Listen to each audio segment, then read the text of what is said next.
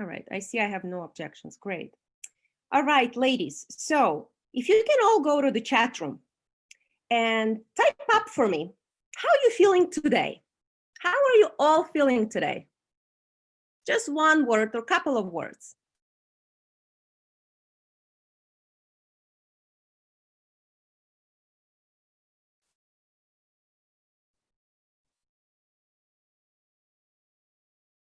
It's nice that you're taking your time to check in with yourselves. All right, somebody's feeling festive. Somebody just did local holiday sing-along. One of you is feeling great at the moment. That's wonderful.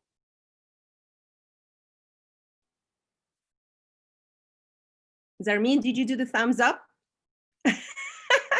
I've never seen this feature. What is this? I'm playing around. I can't find the chat option, so I'm just gonna put a thumbs up. So you can put in the chat that you are confused. Yes, that would be appropriate. All right, somebody's feeling great and excited for a break. Amanda is going on vacation starting tomorrow. All right, great, wonderful. How long is the vacation, Amanda? I'm off until the 4th, but we're not going anywhere. It's still vacation. Circumstances. We are home, but I'm just excited for a break. Yes. We're all excited. It's been a long stretch, with the virtual schools and working from home. And finally, maybe we can take this breather for some days, right? For a week or so, even though we're not going anywhere. All right. Nirmina, you're excited. It's your daughter's birthday tomorrow. Happy birthday. How old is your daughter? Thank you. She's turning 10.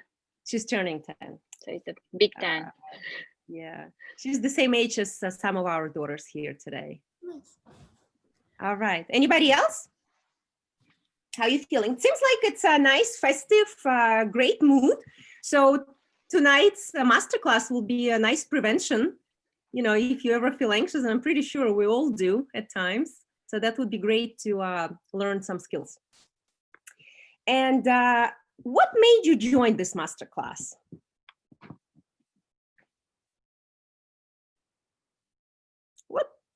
How come you decided to attend the class on anxiety and loneliness and stress? I understand you're all feeling wonderful today, but there is a reason why you're here. I'm just curious, Senya, to learn more about it. Yeah, anxiety is a big topic, and everybody talks about it. And it seems like everybody knows what to do. And sometimes people think they can just learn to live with it. Okay, so curiosity. All right, and somebody's here to have some tools for the future and to be able to help others. Yeah, that's great. We're all interconnected. We're all helping each other out. All right, so, and here are the facts. You know what's interesting? I was actually researching on the facts, what this year 2020 brought for us. And it was really alarming to see. So first of all, it was the largest increase in US poverty this year.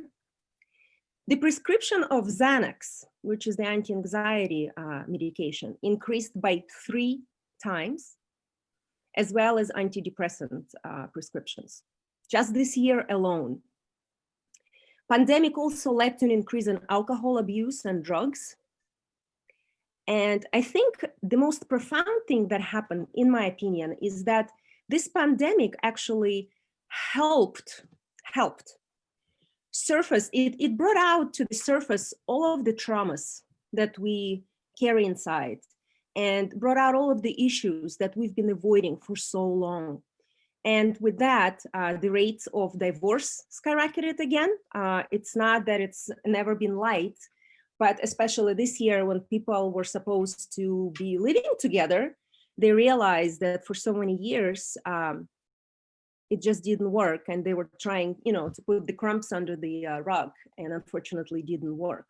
So, when we think of pandemic and anxiety in today's terms, it's it's a combination of a lot of things that come from the past as well, not just the pandemic itself or the fear of getting sick and adjusting to new rules.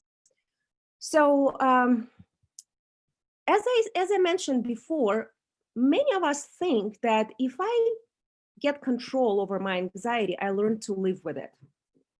But how do we get control? And because living with anxiety is actually detrimental to our health. If you think that because you know what, sometimes I hear that people say, oh, I just learned to live with this pain, or I learned to live with this anxiety. And it really, really breaks my heart, because it shouldn't be this way. And it you know, it's not the quality of life that you want to have, because it has a long lasting stress on your body. It causes stress on your body where you don't sleep well. And as you know, sleep, it's an elixir for life. We really need to get a good night's sleep. And I know a lot of people suffer from insomnia. You know, we don't sleep, we stay up late at night. And statistically, only 30% of people seek treatment. That is alarming, meaning every third person you meet on the street actually suffers from some sort of anxiety or panic attacks. So we get used to living with anxiety, and anxiety leads to, you know, problems with our health and the shortage of, you know, the years that we live. So there are many ways to deal with anxiety, right? One is the prescription drugs. We think that, you know, when we take the pill, yes, we feel less anxious. I tried taking the pill. I suffered from panic attacks myself. And what I learned, yes, it kind of helps you calm down, but unfortunately, it will not cure anxiety. You're still going to have it. And also, there's another way of dealing with anxiety is counseling or psychotherapy, which is wonderful. There is also behavioral science that can come into play. It's an exercise and sleep. So I actually like to look at this as the combination of these modalities can actually help us cope and then thrive in life. So if you have medication and counseling plan in place, that's great, but we still need to learn the coping techniques. Just like some of you said that, you know, you're here to learn these skills, and also to recognize it in myself, to deal with it versus ignore it or diminish. Yeah, this is actually a wonderful question. How do we recognize that we suffer from anxiety? Because it shows up in different ways. So focus of today is on coping. How do we learn to cope? And right now, I want you to use your pen and paper and write down, what are you anxious about in general? What are you anxious about in your life? And what are you worrying about in your life? I'll give you some time to collect your thoughts and just start writing everything out. Don't judge, just write what comes to your mind. What are you anxious about, and what are you worrying about in your life? I would love to see at least 10 bullet points.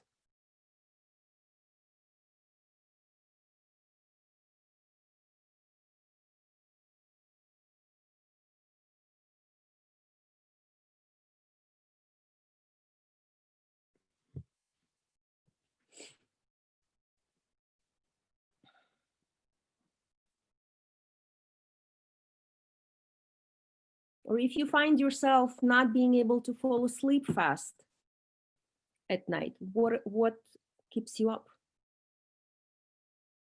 What are the thoughts?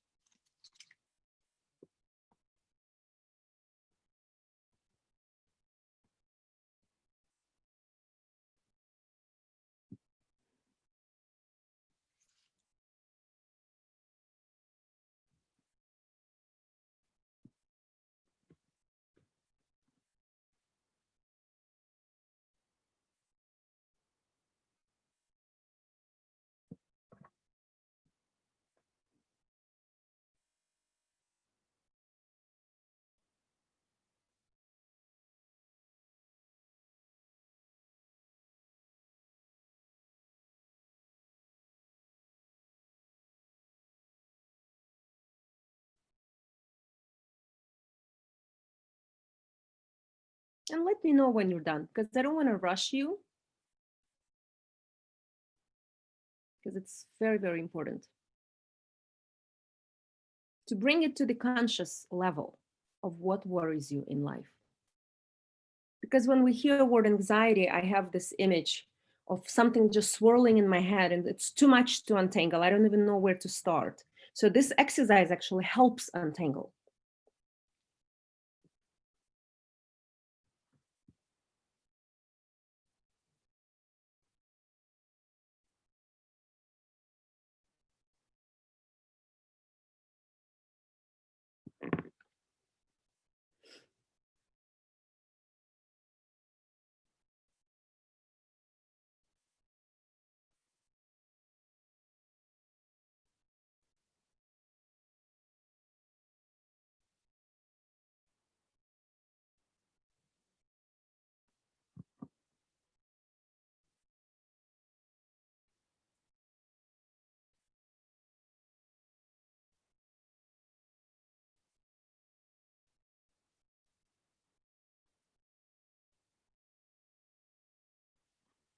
Okay, one of you is done. Great. Done.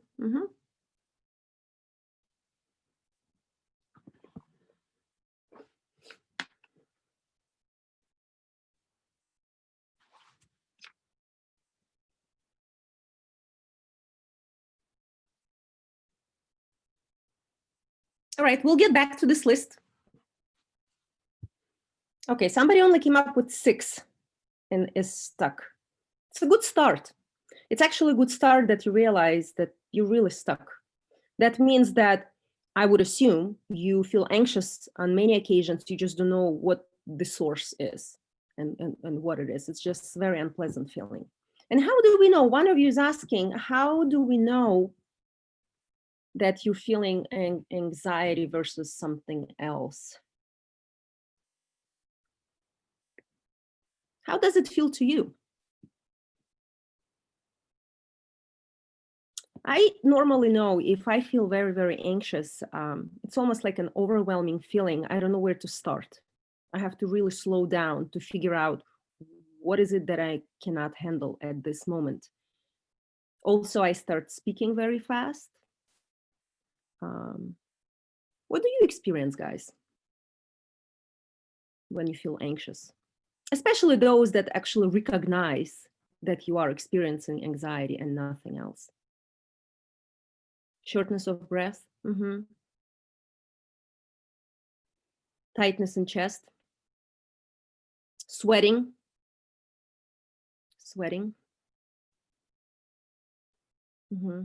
So these are all physiological cues that we're feeling anxious. And you know what's interesting? By some coincidence, I stopped by the library today and I picked up the book. Zarmin, you went for a walk with me and we picked it up today.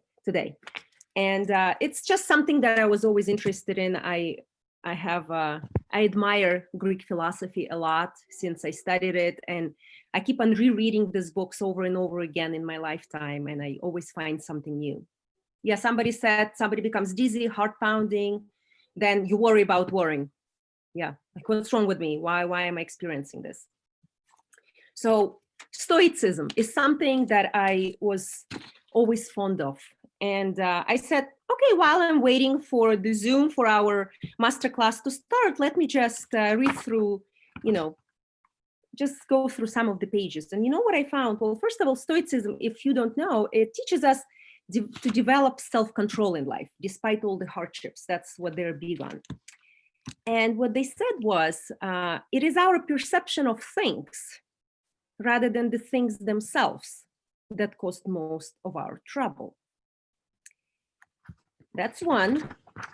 And another one is the single, it's actually a chapter on discipline of perception. The single most important practice in Stoic philosophy is differentiating between what we can change and what we can't, what we have influence over and what we do not. Now, take a look at your list. And I want you to cross out what it is that you do not have control over. You do not have control over it, but you worry about it. You become anxious.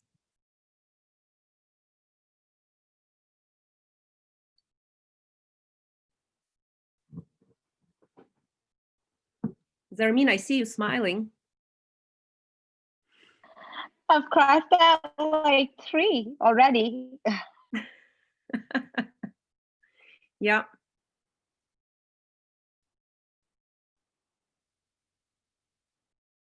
Okay, all of them except one, and at least one I will have partial control over. Yeah. So what does it tell us, ladies? Okay, somebody has 1 out of 7. Okay, great. So that's actually wonderful news, Luba. That 6 you have control over. Okay. So again, I'm reading it from the Stoics, from philosophers back in Greece.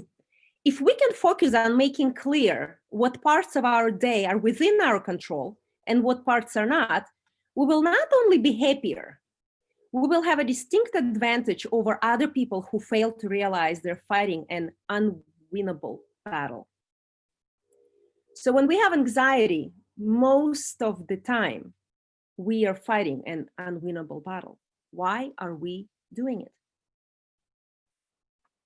If we only have 1 out of 7, for example, Luba, and 6 is in our control, then why do we choose to worry about what's in our control instead of just solving it?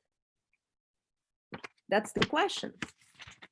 We choose to worry about it instead of doing something about it. Like, for example, and I'll go into a discussion, what's normal anxiety, what's harmful anxiety. I was really anxious about Masterclass today. And it's normal for me. I always get anxious about running masterclasses or trainings. And I understand that's a normal anxiety. But instead of choosing to worry about it, I say, okay, why do I worry about this masterclass? Do I have enough information for an hour?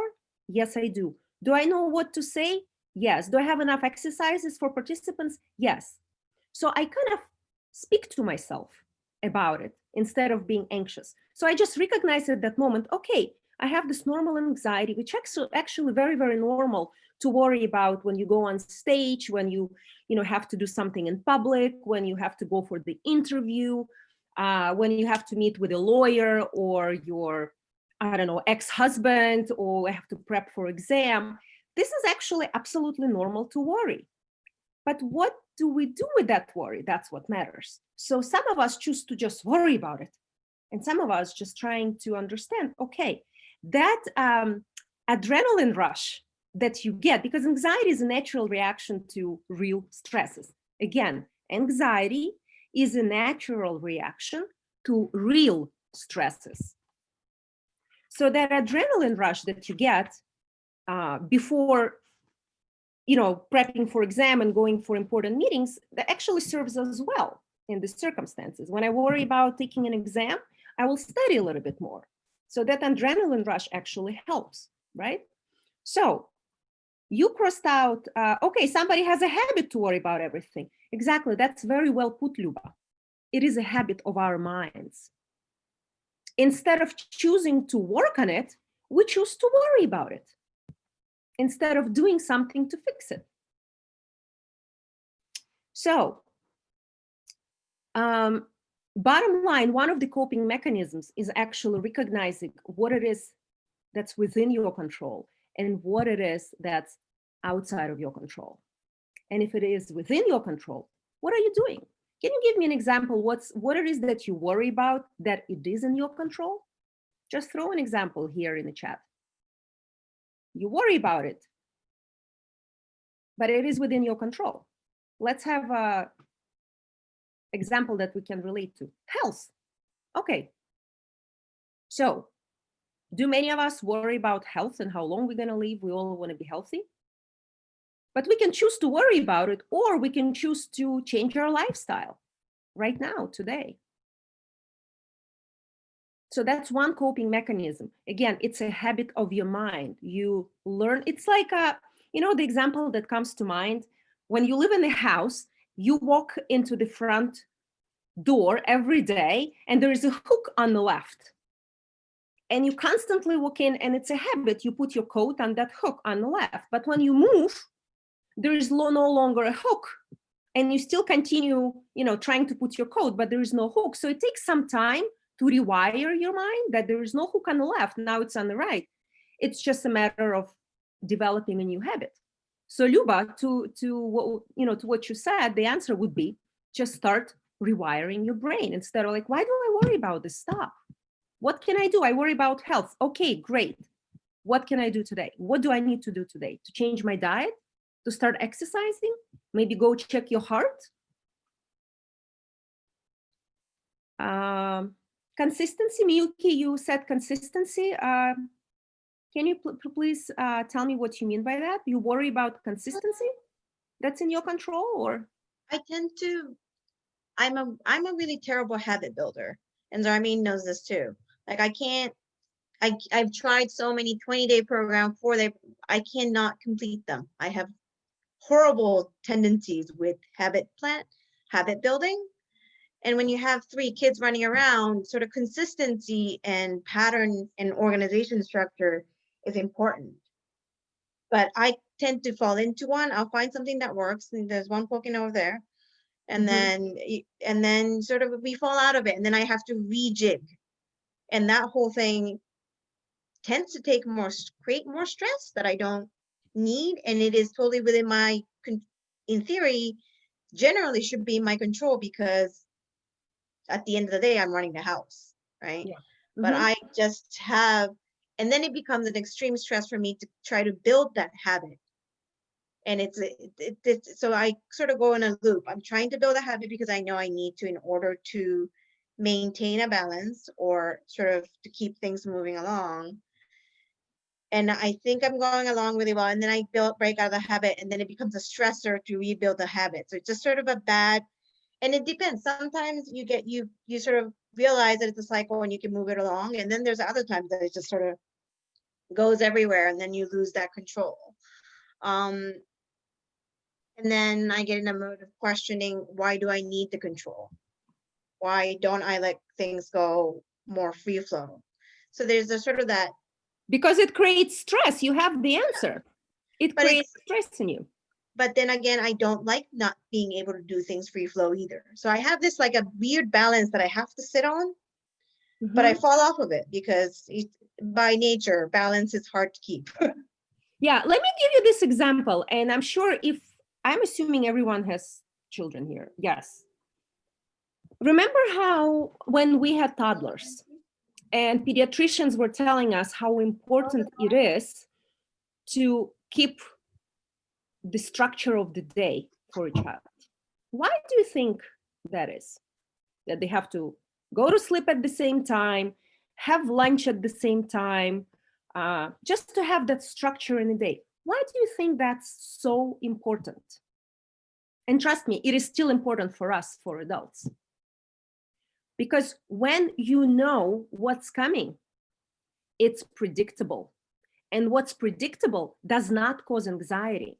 And when something does not cause anxiety, it helps us feel safe. So think about it again.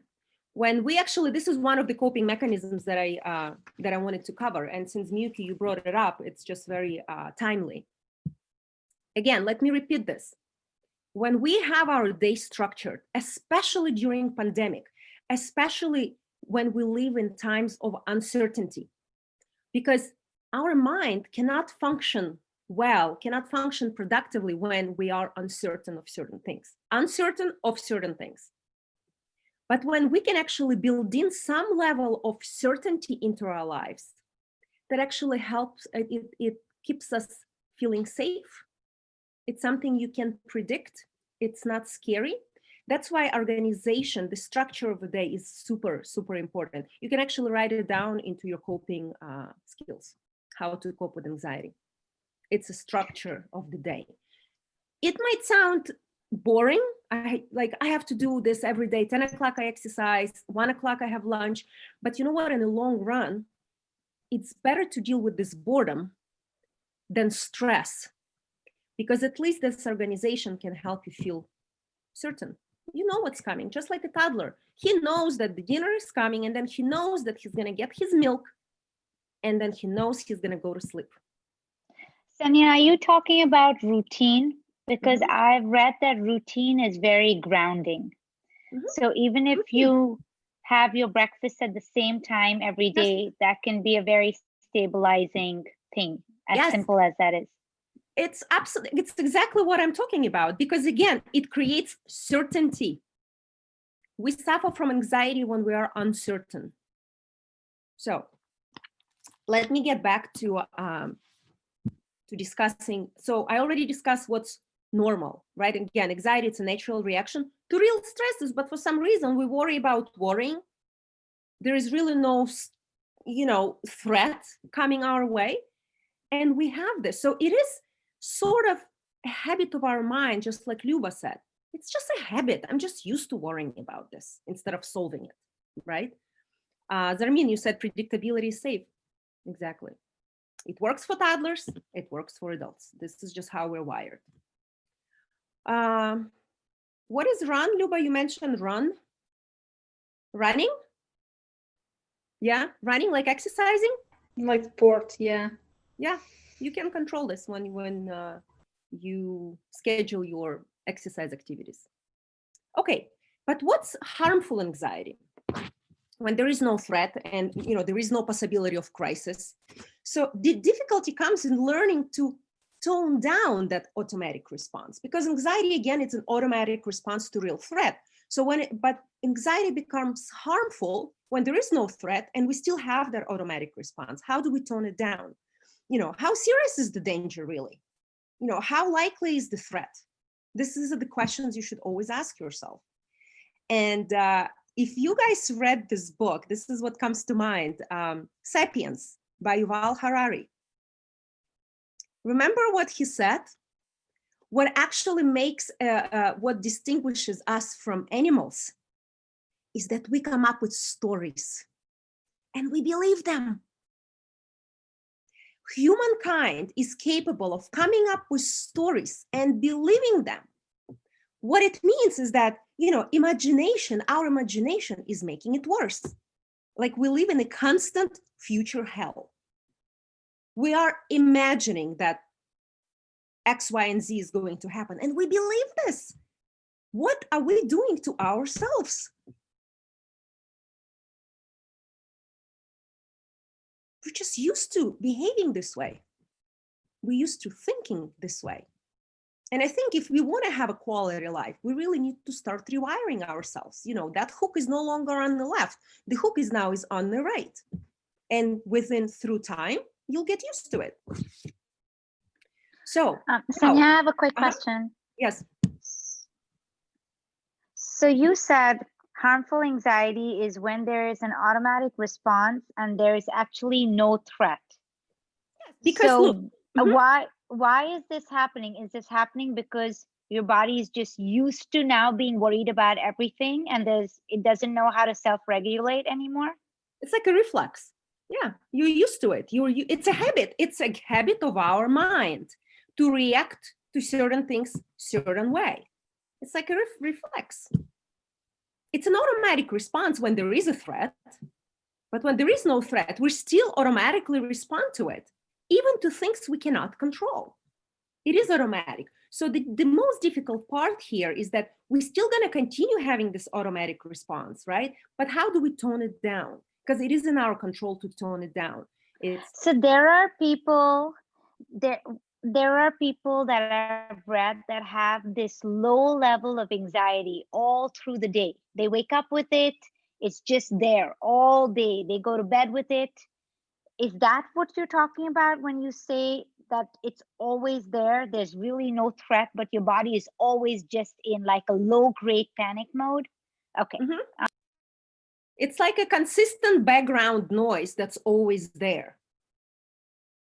That's what it is. And it is super harmful to our bodies because it disrupts our sleep. Some people cannot fall asleep. Some people cannot stay asleep. There's actually an amazing, in the Masterclass where all the celebrities are teaching, certain subjects, there is actually a Masterclass on sleep. which is really, really profound. If you have access and if you have, membership, you should all listen. And it's amazing how we're destroying ourselves. The guy, what's his name? He's a neuroscientist. I think his name is Walker or Walter. I can't remember. And he's saying is that, again, if any of you is taking sleep pills to sleep better, this is actually a trap, because you lull yourself to sleep. You think you're sleeping, but this is it. You never go into the deep sleep with the meds. Even though you think you're sleeping, but your body is incapable of going into deep sleep. And that sleep is restorative. This is where we rest. This is where our bodies, our minds, our brains recharge. So, having alcohol, having that glass of wine, sends you the signal that, oh, it's just, it relaxes me, but it's fake. It's just so disruptive. So Nirmina, but 2020 is true. What was that in relations to? I just saw your message, Nirmina. Yes. Uh-huh. So you say that sometimes we build problems in our head and that they are not true, but some of them, they might be true, because look, in 2020, who would have believed that something like this can happen? Mm-hmm. And it can't happen. So this. But look, the difference. I want you to actually see the difference. It's good that you mentioned 2020 and pandemic. Our reactions are very different to pandemic. There is a threat. There is a possibility of being sick. But what do we choose to do? Do we choose to worry about that possibility of being sick? Or we choose to do something about it? Take control over your health, take vitamins, reduce the amount of alcohol, exercise, sleep. This is in our control. You can worry all you want, but you still need to do this, because this is something you can control. So there are two different types of people that choose to worry, just worry about it and not doing anything about it. And the other way around. And that's the major difference. It is a habit of our mind to worry about worrying. This is like a disease of 21st century. We have feelings about our feelings. Right, Amanda, you're laughing. Now we have feelings about our feelings. What if it's just the feeling is there, and the feelings and emotions are actually give us information? They're not good, they're not bad. They're there to give us information. What does your anxiety tell you? We should never, eliminate it. It's telling us something. We need to have a deeper conversation with ourselves. What is my anxiety telling me? What do I need to understand?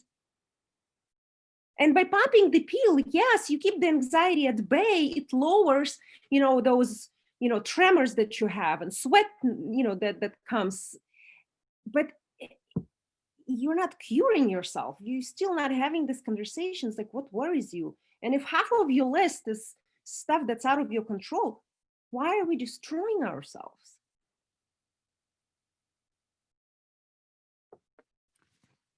Now, before I go into more of coping mechanisms, I want to mention a couple of things. So if one of you or anyone because I think Kate mentioned that I would love to learn to recognize anxiety within myself and also be able to help others. So if somebody suffers from generalized anxiety disorder, what is normal, right? Sometimes you don't know whether you need to take your anxiety under control or not, because sometimes you learn to live with it. But there is some percentage of people that suffer from generalized anxiety disorder, and that means that you cannot function during the day. It keeps you away from everything that you need to do while suffering from anxiety. If you cannot go to social gatherings anymore, if you cannot do what you used to do because you are suffering from anxiety, pretty much if it disrupts your entire life, you need to see a specialist. You can meditate all you want, but if you already got yourself to the point where anxiety, because anxiety, piles up during our lifetime. So if you find yourself that anxiety is pretty much destroying your life, you're not the same, you're not having the same life like you used to have, you're canceling meetings, you're canceling this and that, you need to see a specialist. Don't destroy yourself. That can be your neurologist, it can be your psychiatrist. You can use all the coping mechanism when you actually have the anxiety under control. But if you suffer from such anxiety where you cannot even control it anymore, and you don't live the same life you used to, it's a problem. Okay, that's one thing. Another thing, another reason why we might feel anxious, and that would be your reason to go and see a physician, is to rule out autoimmune disorders. They can cause anxiety in you. It can be also food allergies, thyroid problems. It can also be vitamin B12 deficiency, magnesium deficiency, and low iron. You have to rule out all of what I just mentioned. And your anxiety, if you do suffer from, those diseases, then it will take your anxiety under control. You will not need Xanax. You just maybe you just need B12. So you really need to go and see a physician, and I hope you're all taking care of yourselves and, see a physician once a year at least. And through your blood work, you can actually detect what's going on. So I highly, highly recommend.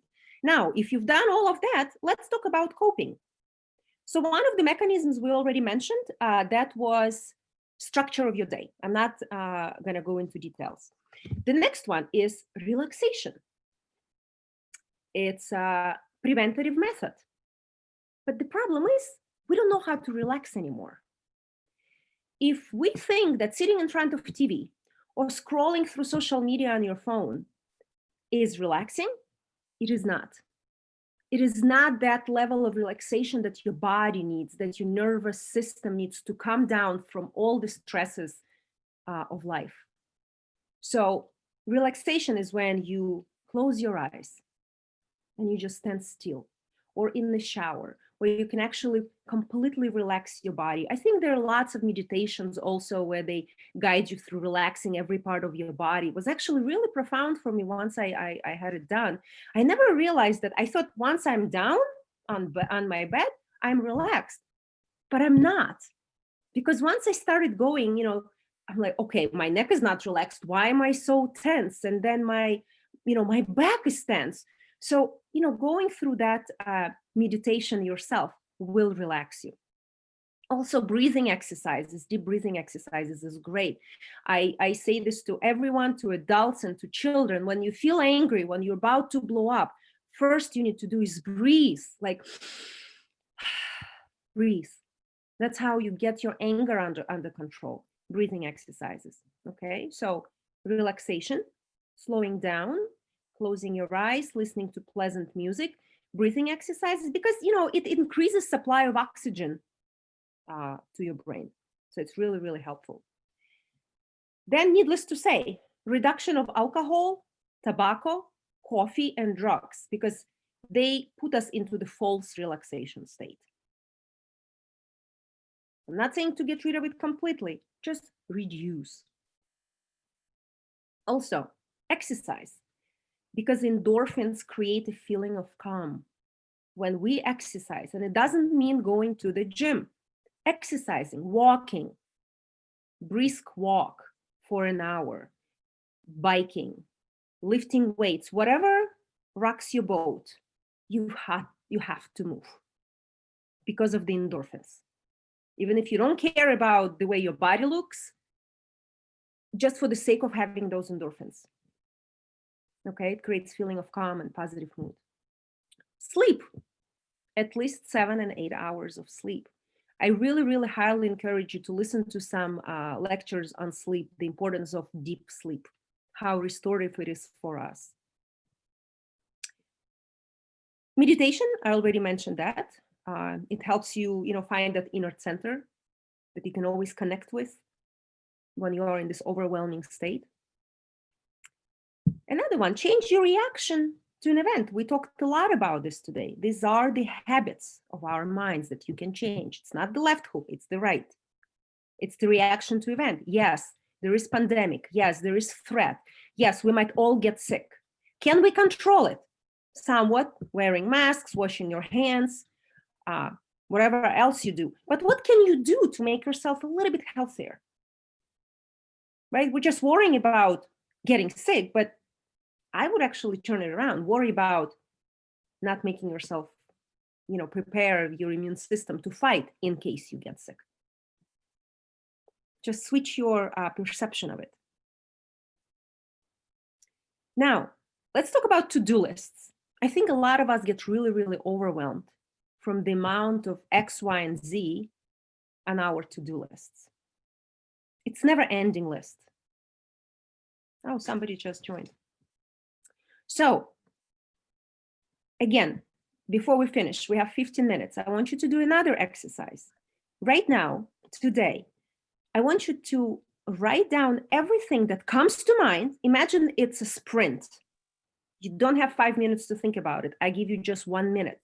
It's a sprint. Everything that comes to mind, what you need to do.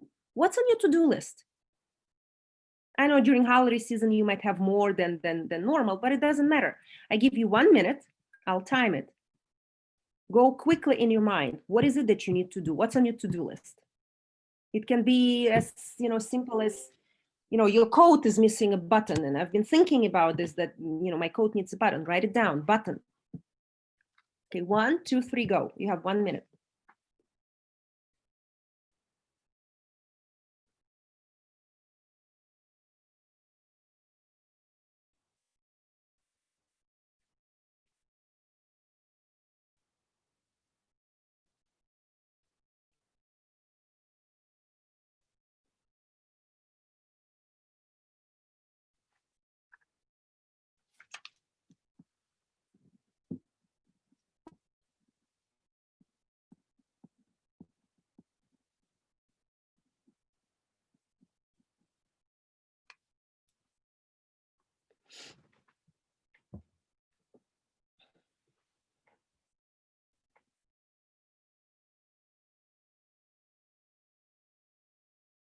Time is up. Are there any funny things that came to your mind? Zarmin, you're smiling. I remember actually this button on my coat when I was doing this exercise myself. Like, where did that come from? A button on my coat. But it's actually true. It's been in the back of my mind, and I've been thinking about this all the time, but I never wrote it down. Zarmin, I can't hear you. You're on mute.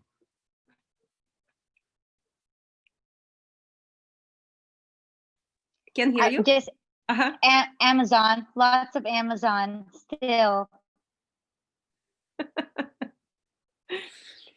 Yeah, so look what happens. We have a huge list. And when we do this under pressure, all these little things come up. Imagine we carry this inside of our heads of what needs to be done. And it sucks energy out of us. So please make it a habit before you go to sleep every night. Write down what needs to be done tomorrow. Write down what needs to be done in a week. Populate your list. Just have that huge list in front of yourself. And the trickiest part, you can only do 5 a day. This is actually a tool that businessmen use from business coaching. When they have this endless to-do list and they don't know where to start, you pick 5 for the day and you cross it out, literally, not in your mind, but literally cross it out like this. That way your brain sees the completion of the task. It actually sends positive signals to your brain that it's completed. You feel completed, you feel fulfilled, that you've done it. And you don't have to do 15 a day, 5 a day. Or let's say if there are huge tasks, break them down into small ones. And pick a number, 3 or 5 a day, but you have to cross them out at the end of the day and populate your list again. So in the morning, so when you go to sleep, your mind doesn't roam around thinking, oh, I have to do this tomorrow, I have to do that tomorrow, right? We all fall into that trap. That's what. Sonia, thank you for that, because my problem ends up being I will work from the time I'm up till the time I go to bed continuously, because there's always work to be done. And this makes it a very deliberate action. Like you are allowed to stop working when you finish the most important things on your list. So thank you for that. Yes, you're welcome. Your eyes need to see that it is completion, because a lot of times, like if you think about it, we accomplish so much in life, many of us, successful people, but our brain cannot recognize it. And we diminish that value. Oh, yeah, I've done that. I've done that. But if you write it down, I actually did this exercise just a week ago. I had to, to see where I am, anywhere in life and my business. And I wrote down things that I accomplished. And I was actually blown away. That was the first time in my life that I wrote it down so my eyes could see. And I'm like, Ksenia, really? So I really want you to feel that as well. When you write it down, cross it out, and you'll actually recognize how much we do. We don't even think ourselves. We go like trucks, we go like, speed trains on the tracks throughout our entire life without taking that moment to realize how much we actually did do. And that's what brings that fulfillment. Miyuki, you mentioned in the beginning that you never feel that stage where you complete it. It's actually needed for our survival, that we killed that bird. That means I'm gonna eat it, right? This is how we survive back in the woods. We're still the same human beings. We still need that task completed. I can think of now, maybe you can help me. What is that hormone after the completion of the task? It's not, maybe there's endorphins that we receive when we feel we accomplished something or we feel we completed something. Serotonin. Oh, serotonin. Yeah, the hormone of happiness. Yeah, I think it's either endorphin or serotonin. Yeah. Okay, and now on the topic of hormones.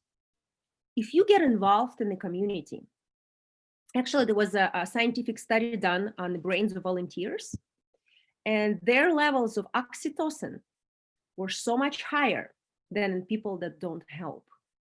So I will, brush on the loneliness during pandemic. We feel lonely, we understand we're restricted. But if you think about it, it's so convenient for us to blame pandemic on everything. When was actually, before pandemic happened, when was actually the last time you connected with people? You helped people out, that you felt so good? That's when you feel calm. Levels of oxytocin go up. This is just a biological process. This is not some voodoo thing. So when we are in pandemic, we're blaming pandemic that we're not connecting with anybody. But the question is, we can still connect with people, but how do we connect? Right?